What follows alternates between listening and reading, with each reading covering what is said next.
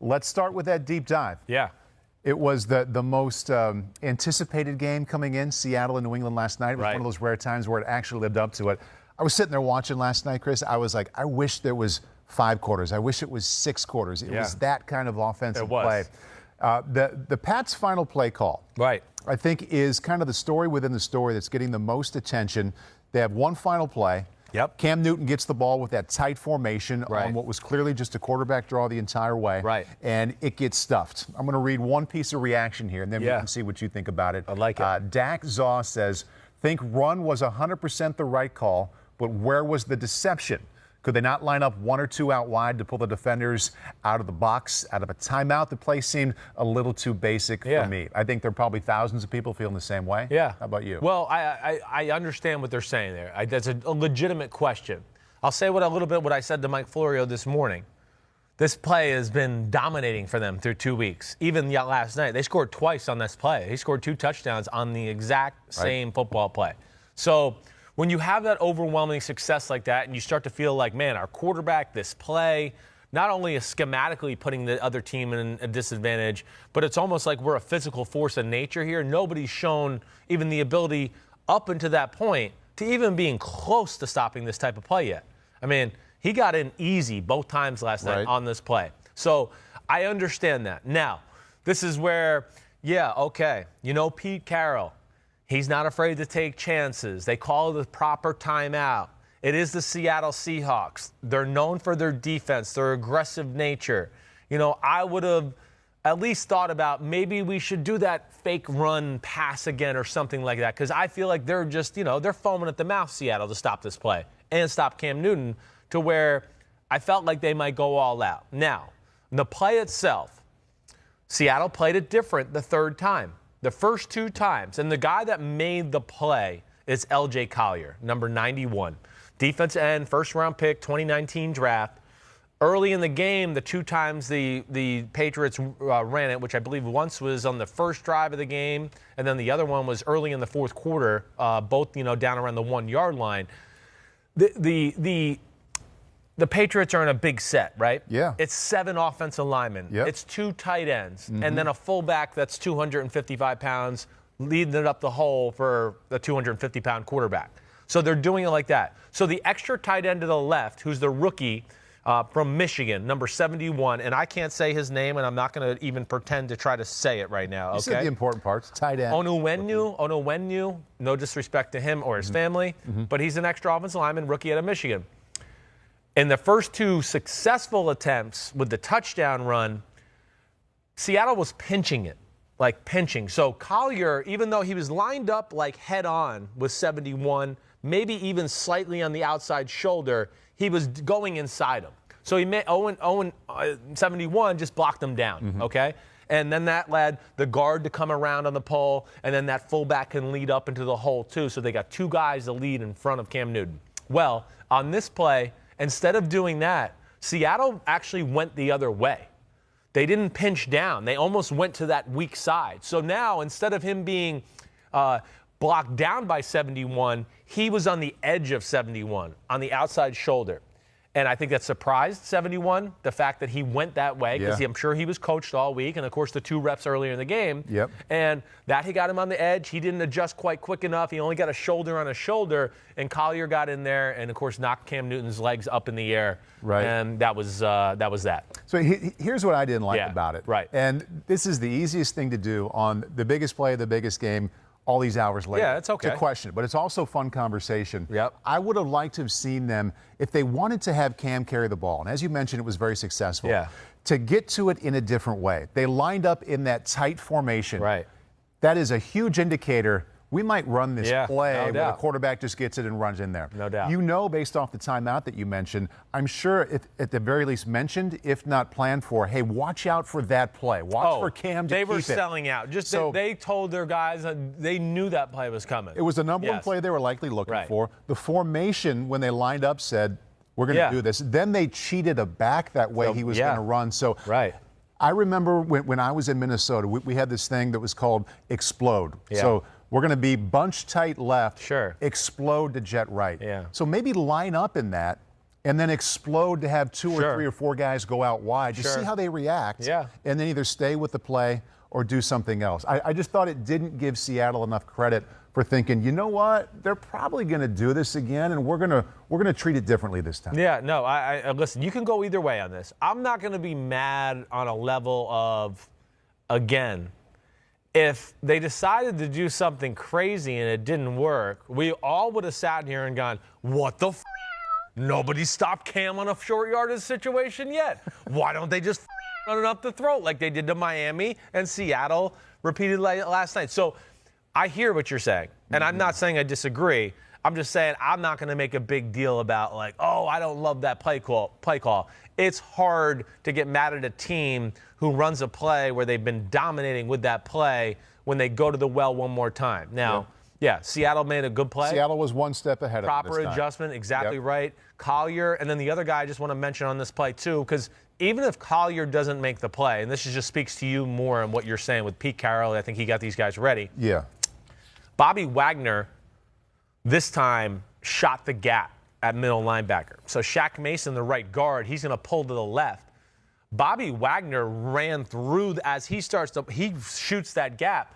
So Shaq Mason wasn't even going to be able to get out there and lead Cam Newton, even if 91 was blocked properly, because he had to stop Bobby Wagner from cutting through and getting to Cam too quick as well. So really, Seattle made the proper adjustments. They made the big play when they had to, and I'll give them credit for that. And if you remember, during that timeout, our focus at NBC wasn't on Pete. Like, Pete wasn't in the shot the entire time. Yeah. But during that timeout, toward the latter part of it, it was focused on him. And the player he was having the conversation was with, 91. I thought he was talking to Bobby Wagner. Oh, it might have been Bobby Wagner. I think he was talking to Wagner. Right. And I remember thinking, God, I wish I knew what he was saying to him. Yeah. And I thought it was some version of watch out for this play, but maybe he was. Maybe they were dialing up something. I think he's telling that. I think he's telling them, hey, they're going to run this play, and I want you to play it this way this time.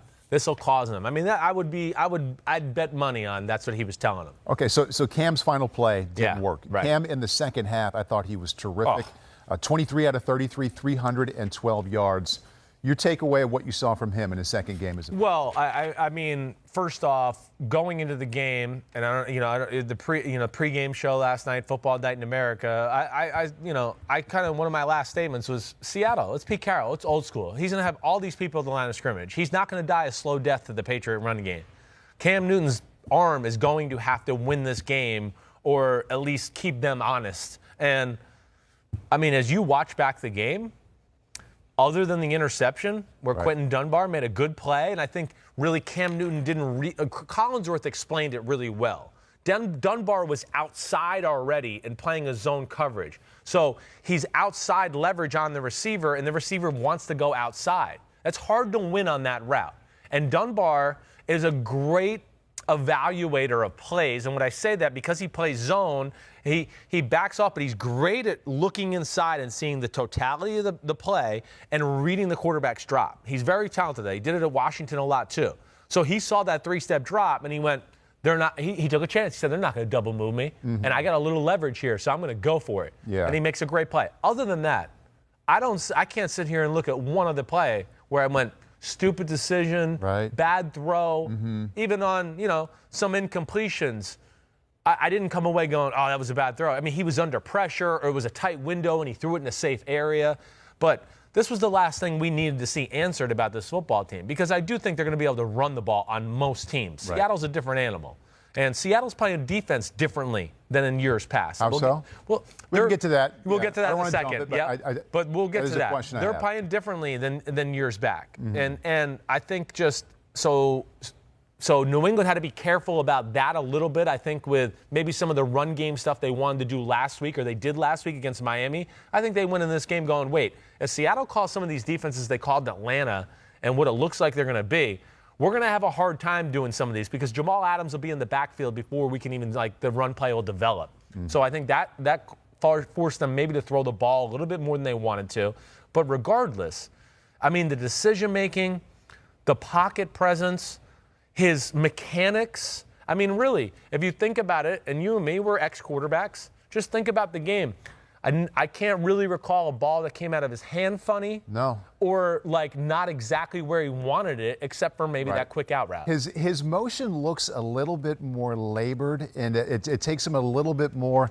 I don't know. It looks different than it did 4 or 5 years ago. Right. Ball came out great, but everything leading up to the ball coming out, it's a little bit longer, and he's a little bit more compact. Definitely. The same way Drew's more compact. Definitely. And that happens when the shoulder's not quite as loose as it used to be. Right. But what I was most impressed with, and you mentioned pocket presence, how often did he so calmly and efficiently come off of his first read and just kind of stand up a little taller and find 2 or 3 and throw a perfect ball with the rush in his face? Yeah.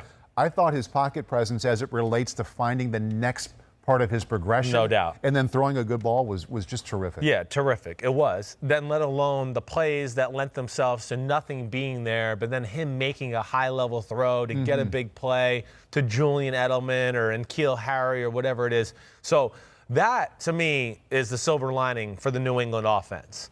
You know, it really is. And yeah, they didn't get to do what they wanted to do exactly on that side of the ball, but this Seahawks defense is different, and I'm going to dive into that right now. You know, the first thing I want to say is I watched New England's defense versus Seattle first. Then I went the other way around, and I went, all right, let me watch Cam versus Seattle's defense. When I turned on the game, the first thing I said, whoa, Seattle's defense is in fast forward compared to New England's. Like, it's not even close. When you start to talk about, you know, Bruce Irvin at the end of the line of scrimmage, some of those other defensive linemen, Bobby Wagner, KJ Wright, Jamal Adams is up there by the line of scrimmage. You go, whoa, okay. So New England had issues dealing with their speed. I do believe that. And Seattle's one of those teams that likes to slant and do some stuff up front, and they kind of cause chaos that way. And New England had a hard time keeping up with that type of chaos. And then the linebackers are moving all around it. But to me, the first thing I want to do is give credit to Pete Carroll and John Schneider for really getting 3 different guys who changed their defense. And that is Dunbar at corner, who is the best corner on their football team, and getting Jamal Adams, who has completely changed the aura, the tenacity of their defense and everything. And then last year's trade with Quandre Diggs. And I know he got hurt. I mean, he got knocked out of the game because he took the cheap shot. But they have given that team a different look, a different attitude. And it's emboldened them to finally branch out of the Seattle scheme. Yeah. And that's where I think they're different. And that's where, and I want to let you get to that, but I want to frame it a little more in that for so long they had different safeties, and they had 2 of them, and they had Cam Chancellor and Earl Thomas, and that allowed them, along with the other talent, to play in a different way, a suffocating, awesome, terrific way to play. Those 2 guys are gone. Now that they have Jamal Adams, and you mentioned this a couple times, they're playing differently. Yeah. How are they playing differently? Right. And what is Adams allowing them to do, or what is he bringing them that's letting them do something different? This is what, and going back to a little last week, because people started to go, is Seattle going to keep throwing the ball and doing these things? And then when I watched Seattle's defense last week in Atlanta, I went, oh, no, this is going to be their new style.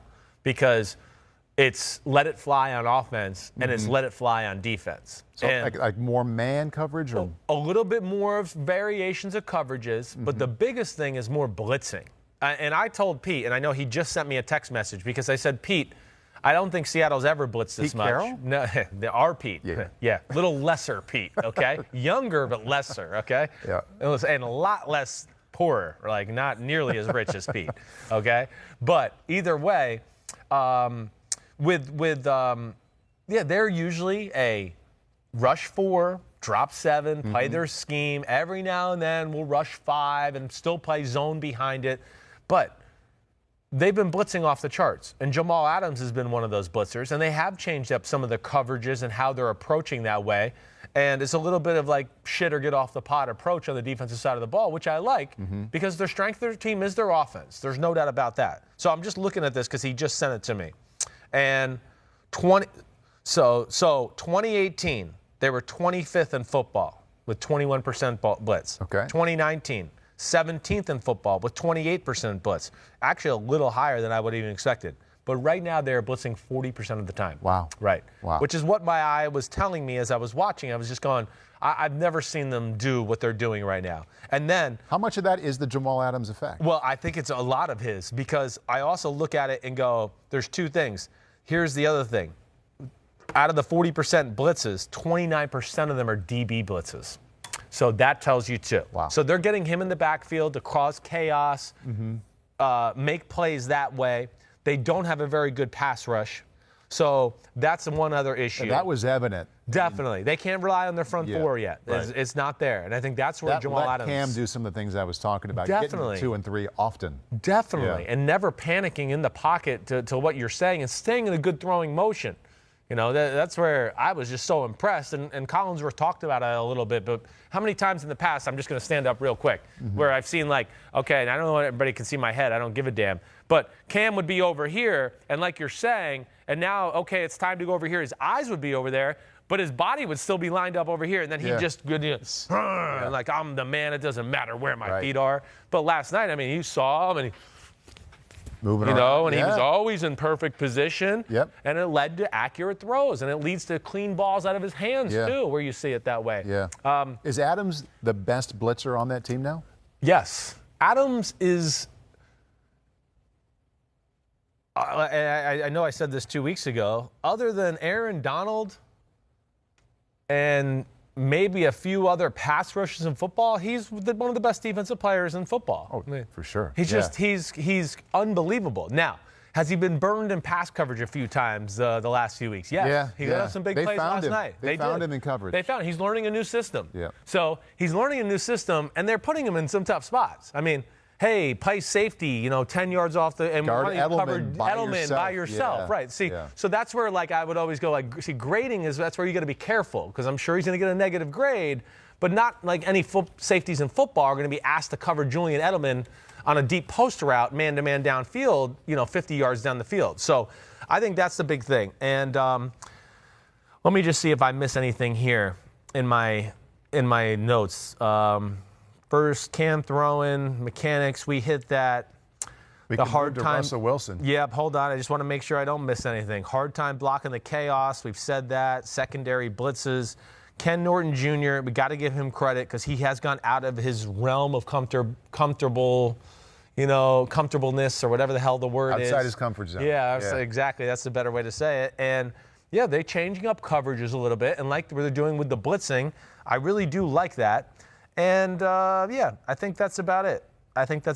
But either way, the Patriots' pass game is alive now, and this is going to be a good thing for them going forward because now teams are going to play them and be like, damn. Yeah. Okay, what do we stop here? This is going to be a little bit tougher than we expected. We thought we were going to go into Cam, stop the running game and the creativity that way.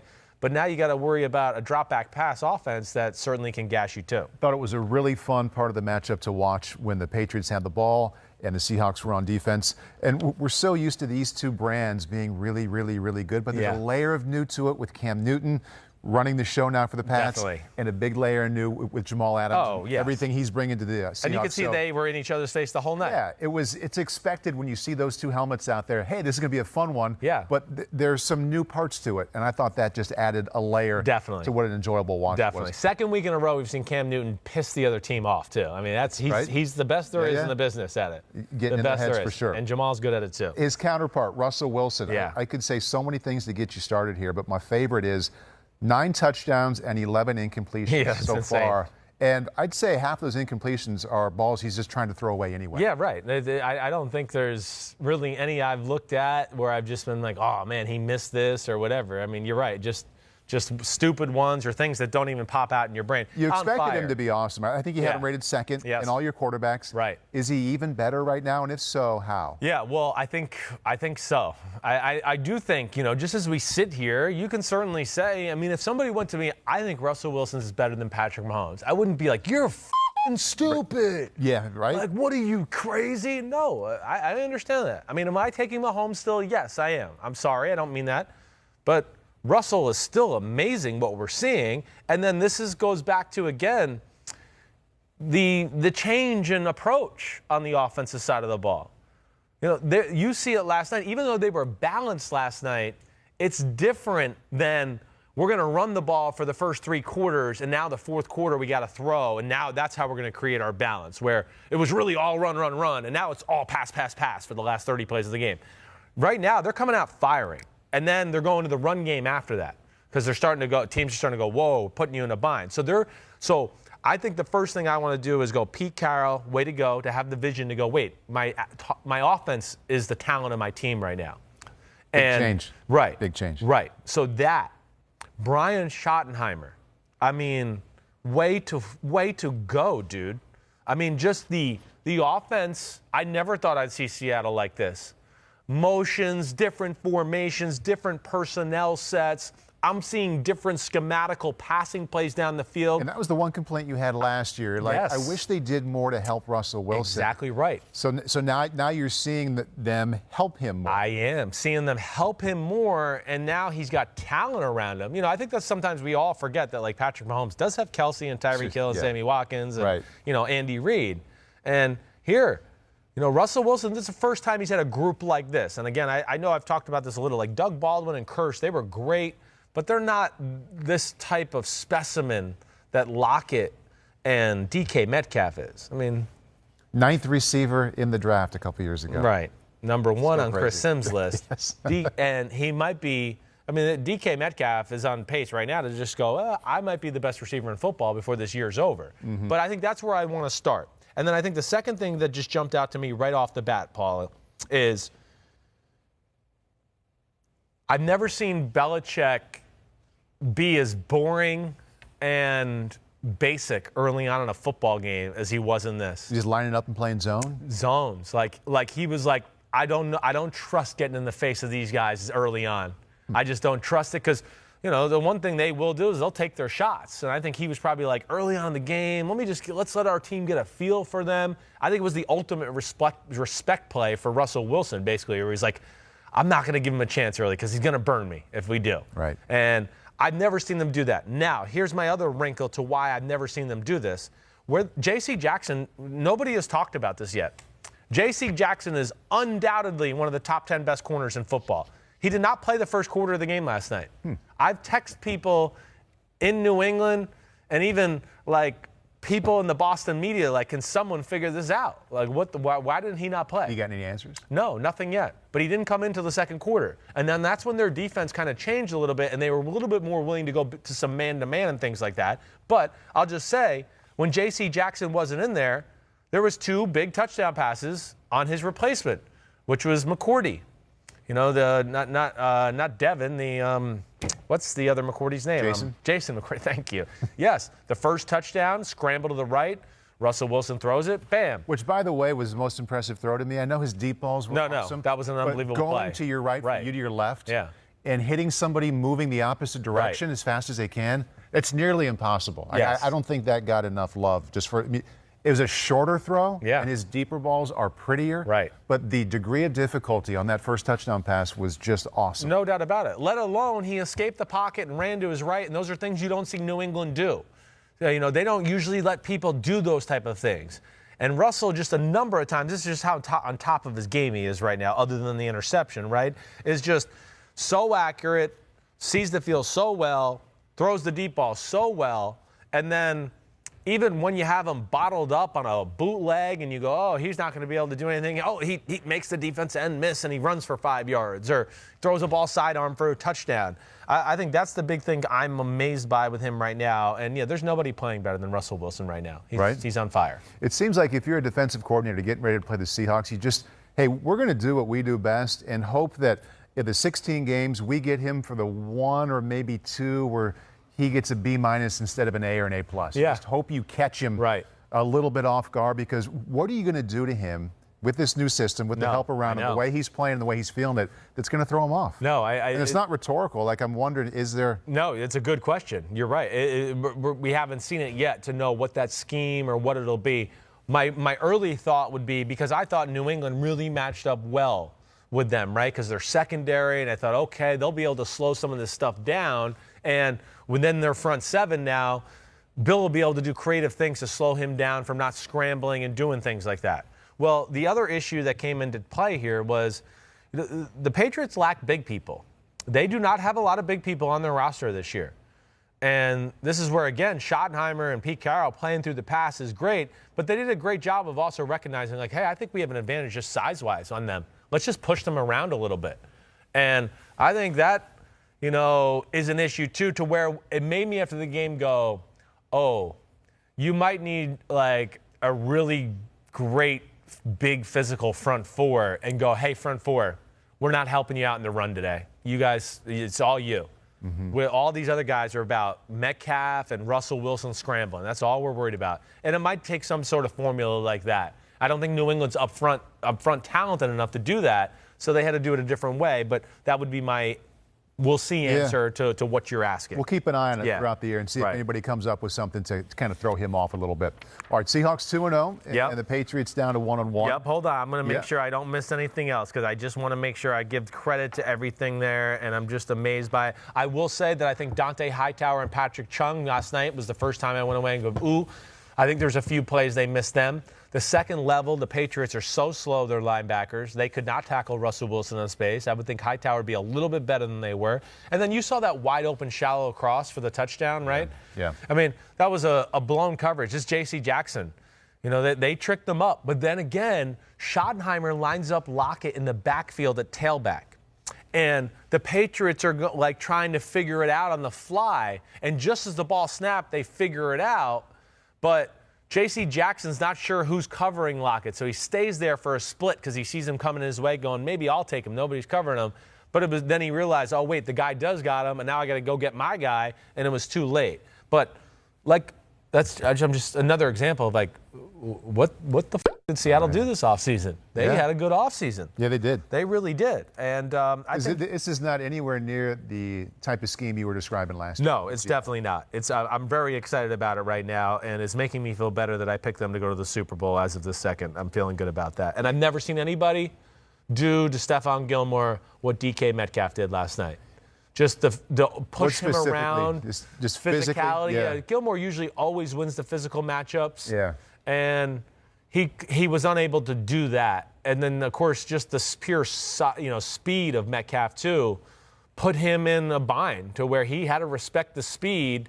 He couldn't totally get up in his face. And you saw some of the big plays down the field and just, a few little short catches he got extra yards on, but he's a beast. He actually missed that really long touchdown to Metcalf, or I think Russell threw it 55 or 60 yards in the air. Right. And he dropped it in there really well. But had he turned his head, the ball was a little bit underthrown. Definitely was underthrown, no doubt. And we're giving the Seahawks offense a lot of credit for that play. Yeah. Gilmore was there. Had he turned around, I think he could have made that play even picked it off. No doubt. And, I mean, he really gets his hand in there. It's amazing. DK caught it so clean and then powered through the tackle. But you're right.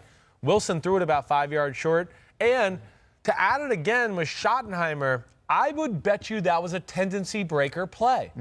I bet you that was. The way New England played it, they looked like they felt like they knew what route combination was coming. And it was a little bit like the old Tyreek Hill two-jet wasps we saw. They're running, it's slot receiver to the right. The inside guy's running the post to clear out the safety, and you're going to run the in-cut behind it, right? Yeah. Well, he threatens to the post and gets them all going that way, just like Tyreek Hill against the 49ers in the Super Bowl, and then he went back out that way. And I think that caught Gilmore by surprise, too. And then the safety was way over there thinking, like, hey, this post is going to run right to me. We're good. And it didn't work out. But they had self-scouted themselves. They had self-scouted themselves. Which we're going to do here in a little bit. Well, and if you're playing New England and you're not self-scouting yourself, then you're not going to win the game. Because they're going to know your shit just as good as you are.